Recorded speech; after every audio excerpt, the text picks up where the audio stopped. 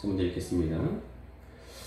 하나님이 야곱에게 이르시되 일어나 베델로 올라가서 거기 거주하며 네가 내 형에서의 낯을 피하여 도망하던 때에 내게 나타났던 하나님께 거기서 제단을 쌓으라 하신지라.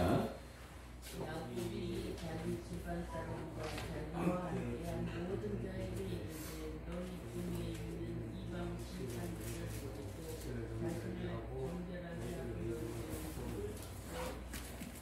우리가 일어나 베델로 올라가자. 내 환난 날에 내게 응답하시며 내가 가는 길에서 나와 함께 하신 하나님께 내가 거기서 제단을 쌓으려 하노라 하매. 그들이 자기 속에 있는 모든 이방 신상들과 자기 위에 있는 고지들을 야곱에게 주는지라. 야곱이 그것들을 세겜 근처 나무 아래 놓고 그들이 떠났으나 하나님이 그 사면 고을들로 크게 두려워하게 하셨으므로 야곱의 아들들을 추격하는 자가 없었더라. 야곱과 그와 함께한 모든 사람이 가나안 땅으로 죽고 이들이 7절 같이 읽겠습니다. 그가 거기서 제단을 쌓고 그곳을 엘 베델이라 불렀으니 이는 그의 형의 낯을 피할 때에 하나님이 거기서 그에게 나타나셨음이더라. 아멘. 할렐루야. 우리 서로 함께 주님이 원하시는 길을 갑시다. 서로 축복하며 인사하시겠습니다. 주님이 원하시는 길을 갑시다.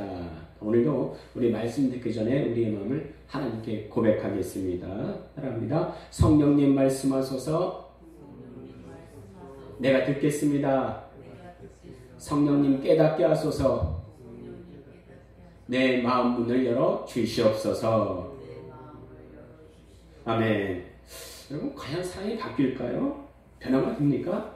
하는 것은 신학적으로도 또 개인적으로도 크나큰 난제일 것입니다.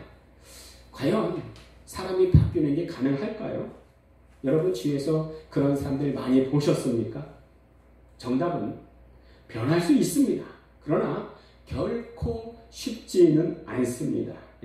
저는 그 변화를 저희 어머니에게서 봅니다. 그러나 그 변화가 결코 쉽지는 않았습니다. 야곱도 그래요.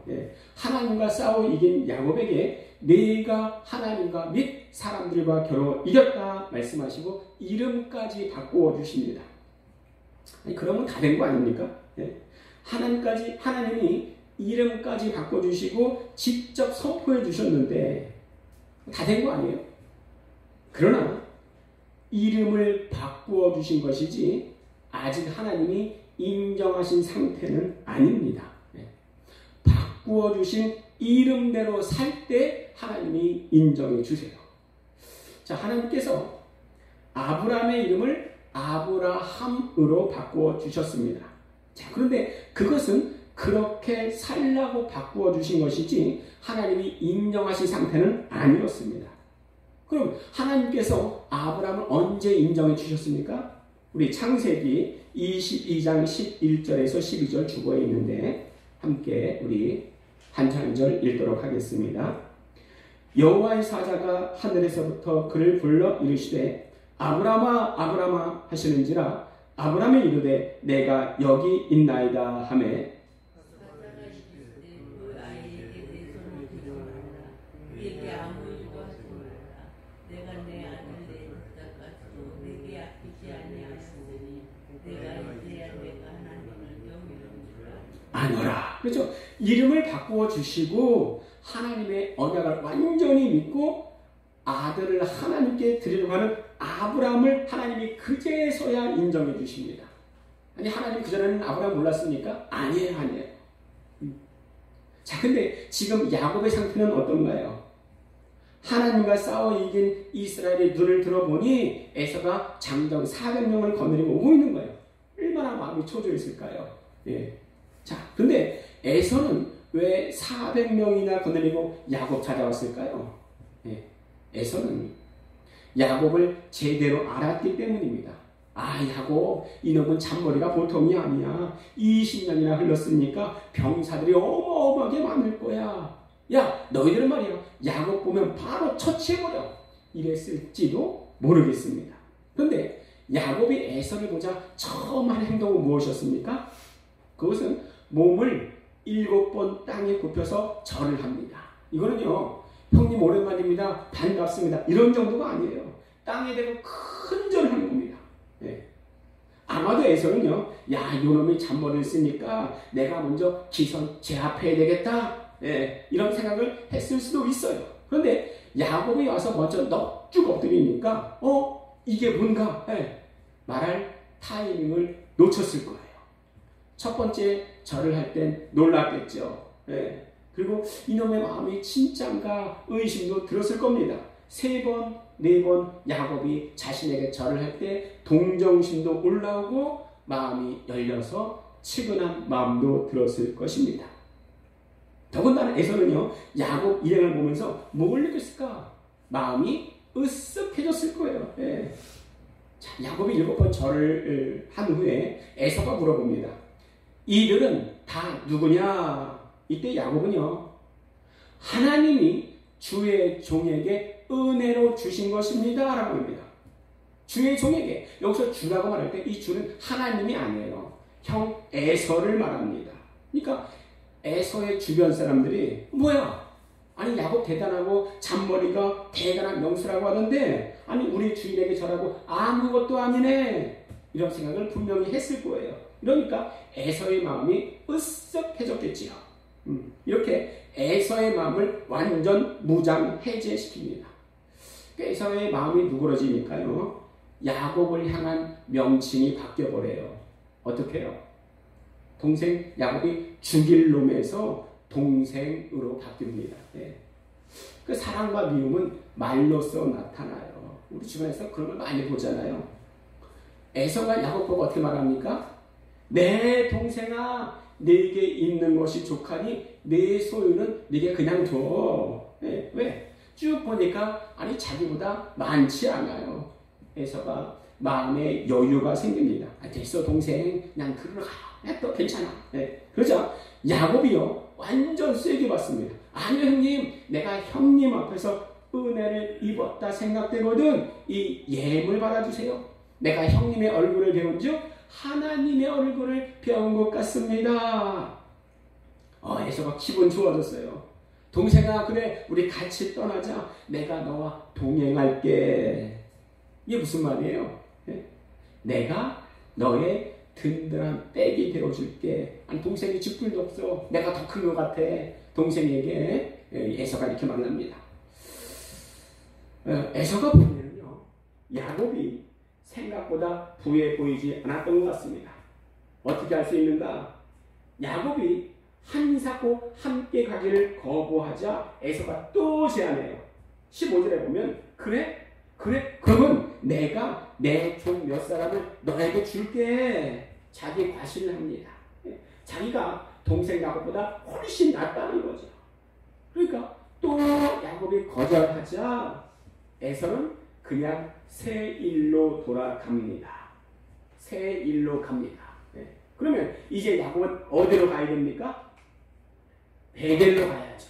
베델로 가야 됩니다. 그런데 어디로 가요? 숲곳으로 갑니다. 숲곳으로 가요. 기독교의 위기는요, 고난과 환란이 있을 때가 위기가 아니에요. 고난과 위기가 지나간 그 다음 평안이 있을 때, 그때가 진짜 위기입니다. 이 나라가 고난 가운데 있을 때는요, 하나님께 부르짖고 하나님을 향하여 소망을 두었습니다. 그런데 평안이 익숙해지자 하나님 아닌 다른 것에 눈을 돌리기 시작했어요. 바로 지금 이때가 그렇습니다. 1948년 5월 31일 법을 제정하는 국회 개원식에서요, 이승만 대통령의 제안으로 이윤영 의원, 목사님이었어요. 이윤영 의원이 재헌국회 때 기도로 시작한 나라가 바로 우리 대한민국이에요. 그 기도문 중에 어떤 것이 있냐면은 우리 민족, 우리 동포가 함께 손을 잡고 웃으며 노래 부른 날이 속히 오게 하여 주시옵소서. 또한 우리 민생의 복락과 아울러 세계 평화를 허락하여 주시옵소서. 재헌국회 때 이런 기도를 했습니다. 우리도요, 지금 그런 기도가 필요해요. 기도로 시작된 이 나라를 불쌍히 여겨 주시옵시고 그 기도를 잊지 말아 주셔서 평화 통일과 함께 온 세계에 복음을 전하는 제사장 나라가 되게 하여 주시옵소서. 이렇게 기도해야 할 것입니다. 평안할 때 정신 차려야 돼요. 그때 하나님이 기회 주실 때에 정신 차리지 못하면 나중에요 걷잡을 수가 없습니다. 자, 야곱은요 에서와 화해한 이후에 얼마나 마음이 깊었겠습니까? 긴장이 다 풀려버렸어요. 그때 고난 후에 쉬기를 원했을 것입니다. 잘못된 게 아니에요. 긴장이 풀리면 쉬어야죠. 그러나 그것이 잘못된 것이 아니고 문제가 뭐냐? 갈 길을 멈추고 방향을 틀어서 마이웨이 자신의 길을 가게 되었다는 겁니다. 노아도 그랬죠. 노아도요. 하나님께 인정받은 노아예요. 성경에서 은혜를 받았다 처음으로 기록된 사람이 바로 노아입니다. 고난과 위기 때는요 그런 인정을 받았습니다. 그런데 홍수가 지나고 평안이 찾아오자 자기 장막에 틀어박혀서 홀짝홀짝 술을 마시는 노아를 성경에서 볼 수가 있습니다. 평안은 위기의 맨 마지막 코스일 수가 있습니다. 우리가 정말 간과하지 말할 것은요 위기가 해결되었다고 꿈이 이루어진 것이 아니라는 사실입니다. 누구의 꿈이에요? 하나님의 꿈이에요. 지금 하나님께서 야곱에게 원하시는 꿈은 현재 무엇입니까? 베델로 돌아가라요. 베델로 돌아가라. 그런데 지금 야곱은 어디에 있어요? 형과 헤어진 후에 숲곳에 잠깐 있다가 세겜으로 갑니다. 숲곳에서 세겜에서 야곱이 한 일은 무엇이었습니까? 숲곳에서 자기를 위하여 집을 짓습니다. 우리간을 짓습니다. 세겜에서는 장막을 치고 자기 밭을 삽니다. 역사는요 계속 반복되는 것 같아요. 그 아브라함의 아버지가 누구예요? 데라죠. 데라. 데라가 가나안을 향해 가다가 더 진행하지 않고 하란에 머물렀습니다. 왜요? 그것이 보기에 좋으니까요. 잘못된 지점, 잘못된 위치에 있는 거죠. 꼭 공교롭게도요. 데라의 뜻이 뭔지 아십니까? 지체하는 자라는 뜻이 있습니다. 우리 교통사고에 일어나는 주요 원인 중에 하나가요. 앞차가요. 갈까 말까 지체하다가 뒷차와 팍 지배하는 것을 또 쉽게 볼 수가 있습니다. 하나님의 일에는 지체하면 안 돼요. 하나님의 마음에 소원을 주실 때 바로 해야 됩니다. 바로 해야 됩니다. 감사하게도 아브라함은 하란에 머무르지 않고 하나님의 길을 떠납니다. 그런데 야곱은 어떻습니까? 야곱은 그곳에서 세겜에서 장막을 치고 제단을 쌓고 그 이름을 엘헬로의 이스라엘 이렇게 부릅니다. 그 지난주 말씀 기억하시죠? 무슨 뜻이에요? 하나님, 이스라엘의 하나님. 여기서 우리는요 헷갈릴 수가 있어요.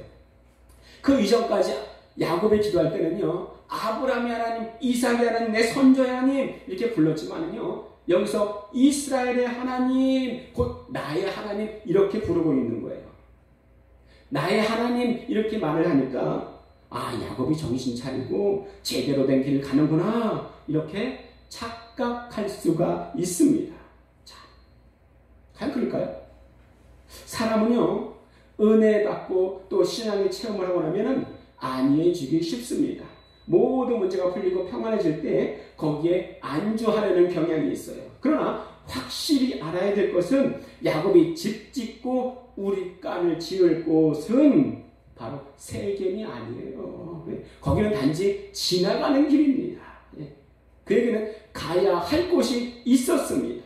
하나님이 지시한 땅, 약속의 땅, 그것이 어디예요? 베델로 가야 돼요. 베델로. 근데 야곱은 그것을 망각했습니다. 그러므로 이곳 세겜에서 엘로의 이스라엘, 이건 신앙의 고백이 아니고요 세속적이고 자기 중심적인 불신의 땅이라는 거예요. 근데 하나님이 이것을 가만 놔두시겠어요? 야곱이 누구예요? 언약 백성입니다. 언약 백성입니다. 하나님의 언약을 후세에 물려줄 자예요. 근데 하나님께서는요 하나님의 자녀들이 엇나가는 것을 가만 보고 계시지 않습니다. 그 어느 날 무디 목사님에게요 한 여자 교인이 찾아와서 하나님이 날 너무 사랑하시나 봐요. 제가 죄를 지어도요 하나님이 아무 말씀도 없어요. 징계도 없어요. 내버려 두세요. 라고 말했습니다. 이 이야기를 듣고 있던 무디 목사님이 부인은 지금 스스로 그리스도인이 아니라는 사실을 증명하고 있습니다. 라고 대답했습니다. 부인이 깜짝 놀랐어요. 왜요? 내가 교회를 얼마나 오래 다녔는데요? 반문했어요. 무디는 만일 당신이 그리스도인이라면 하나님은 당신을 그대로 놔두시지 않을 것입니다. 라고 말했던 겁니다. 제멋대로 살고 하나님을 저버리고 살면 하나님께서는 절대로 내버려 두지 않으십니다. 여러 가지 방법으로 하나님께 돌아오게 하시는데 이게 징계로 나타날 수도 있습니다. 그래서 예수 믿는 사람들은요, 예수를 똑바로 믿고 신앙생활도 바로 해야 됩니다. 자, 우리 오랜만에 한번 그 오른쪽의 표요 함께 한번 읽어볼까요? 시작. 이왕 믿으려면 제대로 믿자. 그렇죠? 우리 히브리서 12장 6절에서 8절 주고 있는데 함께 한 절씩 읽겠습니다. 주께서 그 사랑하는 자를 징계하시고 그가 받아들이시는 아들마다 책직진하심이라 하였으니 징계를 받기 위함이라. 하나님이 아들과 같이 너희를 어찌 아버지가 징계하지 않는 아들이 8절 같이 읽겠습니다. 징계는 다 받는 것이오늘 너에게 없으면 사생자여 친아들이 아니니라. 여러분, 히브리서 11장이 믿음장이라면 히브리서 12장은 징계장이라 말할 수 있습니다. 7개의 절에서요 8번 징계라는 말이 나옵니다. 자, 야곱이요 언약의 사람인데 하나님 가만 놔두시겠습니까? 그 징계가 34장에 나옵니다. 자, 야곱에게는 유일한 딸이 있습니다. 누구예요? 디나죠. 34장에 디나 사건이 나옵니다. 추장의 아들이 디나를 꼬드겨서 강간하고 욕되게 해요. 자, 그 욕되게 한 그 아들 이름이 뭐예요? 세겜입니다. 세겜. 아, 웃기지 않습니까? 그 땅 이름도 세겜이고 추장 아들 이름도 세겜이에요. 근데 당시 사회는요 성읍을 중심으로 경제 활동이 발달했습니다. 그래서 대부분의 성 이름은 유력한 사람의 이름을 따서 같이 붙인 거예요. 그러니까 세겜의 그 이름을 따가지고 그 성의 이름을 세겜 이렇게 친 겁니다. 그러니까 간단히 말하면요 추장 아들 세겜이 그 성에서 가장 유력한 자임을 볼 수가 있습니다. 자, 근데 이 디나를 통해서 계속 야곱에게 말씀하시고 기회를 주시는 하나님을 볼 수가 있습니다. 하나님의 뜻은 야곱이 베델을 향하여 가는 것이지만 야곱은 계속 눌러앉아 있는 거예요. 창세기 34장 1절에는 딸 디나가 그 땅의 딸들을 보러 나갔더니 이렇게 말씀하십니다. 디나가 그 땅의 딸들 보러 나갔다니. 이를 볼 때요 디나가 사교성이 있구나 이렇게 볼 수도 있는데요, 디나가 그 땅에 여인들을 보러 나갔을 정도면은 얼마나 그 땅에 오래 있었겠나 하는 것을 우리가 알 수가 있습니다. 그만큼 하나님이 오래 기다리신 거예요. 베델로 가지 않아도 계속해서 기다리신 거예요. 우리 창세기에 무드셀라 보시지 않았습니까? 969세까지 살도록 계속 하나님께서 기다리고 또 기다리는 것을 우리가 많이 보았잖아요. 오늘 이 사건도 마찬가지입니다. 디나가 정말 그때까지도 계속 하나님이 기다리셨습니다. 야곱이 오래 머물러 있는 것을 보시고 돌이킬 마음이 없는 것을 보시고 하나님이 칼을 빼드시는데 그것이 바로 디나의 사건이었습니다. 혹시 여러분은 그런 적 없습니까? 내가 밋밋하게 하나님의 길로 가지 않았더니 하나님이 칼을 빼드신 사건. 하나님은 사랑의 하나님이시지만 때론 질투의 하나님 또 징계의 하나님이십니다. 왜? 바른 길 가라고. 그러나 그 징계도 사랑의 하나님이시기에 가능한 것입니다. 자, 그런데요 우리가 오해하지 말아야 될 것은 하나님이 원하시는 마지막 결과는 징계 그 자체에 있지 않다는 것입니다. 우리 예레미야 29장 11절을 같이 읽도록 하겠습니다. 예레미야 29장 11절 주보에 있는데요, 같이 읽겠습니다. 시작. 여호와의 말씀이니라. 너희를 향한 나의 생각을 내가 안 하니 평안이요 재앙이 아니니라. 너희에게 미래와 희망을 주는 것이니라. 그렇죠? 하나님께서 우리에게 가장 결론적으로 우리에게 원하시는 것은 징계가 아니라는 겁니다. 평안이요 재앙이 아니라 말씀하십니다. 미래와 희망을 주는 것이라 말씀하십니다. 지금 내게 당장의 고난이 온다 할지라도 그것 자체가 하나님의 마음은 아니라는 거예요. 저도 제가 신앙 이전에 하나님을 참 많이 원망을 했습니다. 왜냐하면 나는 참 기도도 많이 한다고 스스로 생각했는데 아니 내 뜻대로 안 되는 거예요. 네, 어느 순간 기도의 감동과 감격이 사라진 것 같았습니다. 하나님과의 교제가 완전히 끊어지고 또 버림받은 같은 그런 기분이 들었어요. 그래서 하나님 나 이럴 거면 기도 안 하겠습니다. 괜히 시간만 아깝습니다. 하나님이 듣지 않으시는데 내가 기도할 필요가 뭐가 있겠습니까? 정말로 기도를 끊었더니 너무나 답답한 거예요. 근데 나중에 제게 하나님이 말씀하시기를 내가 너를 버린 게 아니다. 너를 바라보는 내 마음은 더 아팠다. 나는 너를 쓰고 싶은데 너는 울지 않더구나. 이런 음성을 들었습니다. 제가 여러 번 말씀을 드린 적이 있어요. 하나님은 우리에게 고난을 주시는 것은 그 자체가 목적이 아니라 결국은 재앙이 아니라 평안입니다. 걱정, 근심이 아니라 미래의 소망입니다. 근데 그 전까지는 사실 우리 보기에 조금 못되게 몰아가시는 것 같아요. 여러분 하나님께서 디나 사건을 통해서 야곱에게 무슨 말씀을 하고 계십니까?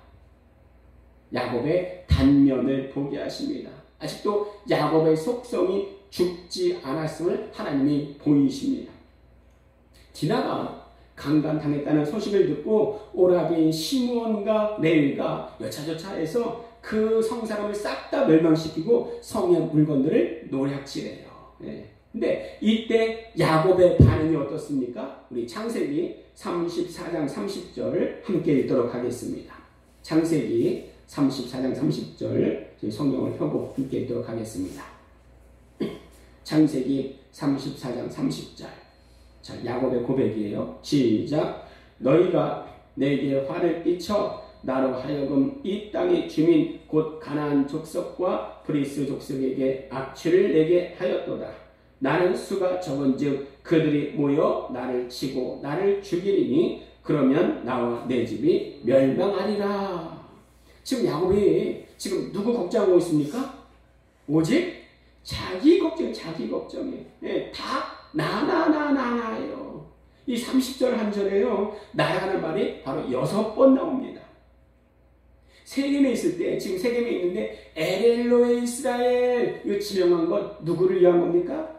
자기 자신을 위해서, 자기 자신을 위해서. 자, 이렇게 위기를 맞이할 때에 하나님이 야곱에게 나타나 또다시 말씀하십니다.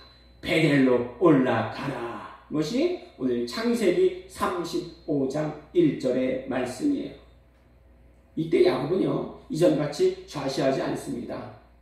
이전에 하나님을 본데 하나님 보았을 땐 그저 좌시하고 자기의 길을 가지만 이 세겜에서의 아픔을 경험하고는 그의 행동이 바뀝니다. 그것이 창세기 35장 2절이에요. 함께 우리 읽도록 하겠습니다. 시작. 야곱이 이에 자기 집안 사람과 자기와 함께한 모든 자에게 이르되 너희 중에 있는 이방 신상들을 버리고 자신을 정결하게 하고 너희들의 의복을 바꾸어 입어라. 우리가 일어나 베델로 올라가자. 여러분, 세겜에 이르러서 에벨로의 이스라엘의 하나님, 곧 나의 하나님 그랬잖아요. 근데 지금 베델로 가기 전에 보니까 뭐래요? 자기와 함께한 모든 자에게 이르되 야, 너희 중에 이방신들을 섬기는 사람들 이방신 다 버려. 이렇게 말하고 있습니다. 무슨 말이에요? 이방신 섬기는 거 그대로 간구하고 묵과하고 있었다는 말입니다. 근데 베델로 올라갈 때에 신들을 다 버려라, 의복 바꾸어라, 자신을 정결하게 하라 말씀하고 있습니다. 무슨 말이에요? 이전에는 그렇게 하지 않았다는 겁니다. 자, 야곱이 또 야곱과 함께한 모든 사람이 베델에 이르고 나서 거기서 제단을 쌓고 그것을 엘베델이라고 합니다. 베델에 가서는요 제단 쌓고 엘베델이라고 그러고요. 세계에서는 엘엘로에 이스라엘입니다. 그럼 엘베델은 무슨 뜻이에요? 하나님 집의 하나님이라는 뜻입니다. 간단히 말하면요 하나님을 정말 하나님으로 섬기겠다 이런 고백의 의미예요. 이제는 내가 만들어낸 하나님이 아니고요 내 마음대로 해석하는 하나님이 아니고요 진정 당신이 내 주인이십니다 라는 고백이 엘베델이라는 거예요. 자기 중심에서 하나님 중심으로 신앙의 전환이 이루어집니다. 이때야 비로소 이루어지게 되는 거예요. 그 예전에 그런 설교를 했었는데 기억하실지 모르겠습니다. 이제는의 신앙에서 그러므로의 신앙으로. 지금 야곱의 체험이 그렇습니다. 엘엘로의 이스라엘에서 엘베델로, 이제는의 신앙에서 그러므로의 신앙으로. 솔직히 우리는요 하나님이 원하시는 바로 그 길을 가길 원합니다 고백하면서도 가진 핑계를 대면서 세상과 통역하고 또한 세상의 풍요로움에 안주하고 싶을 때가 참 많이 있습니다. 그렇게 핑계대요. 여러분 아실 거예요. 핑계로 성공한 사람 누구밖에 없다고요? 김부모밖에 없다니까요. 우리 모두의 또 순간순간에 가진 고통과 또 아픔이 순간순간 있을 수 있지만 하나님을 경외하고 모든 것을 밀고 나갈 때에 내일의 성공이 있을 것입니다. 부디 올 한 해 혹시라도 자기 중심의 신앙에 머물러 있다면 속히 하나님 중심의 신앙으로 회복되시기를 기원합니다. 함께 기도하겠는데요. 첫 번째, 하루에도 수십 번의 엘엘로의 이스라엘과 엘베델을 경험하게 됩니다. 참으로 나의 부족함을 아시는 주님께서 내게 힘과 능력 주심으로 올바른 베델의 길을 갈 수 있도록 역사하여 주시옵소서. 두 번째는 우리 교회 들어오는 자마다 주의 평안과 성령 충만을 주시옵소서. 우리 주여 한번 부르시고 함께 기도하겠습니다. 주여! 사랑해 주셔서 지금도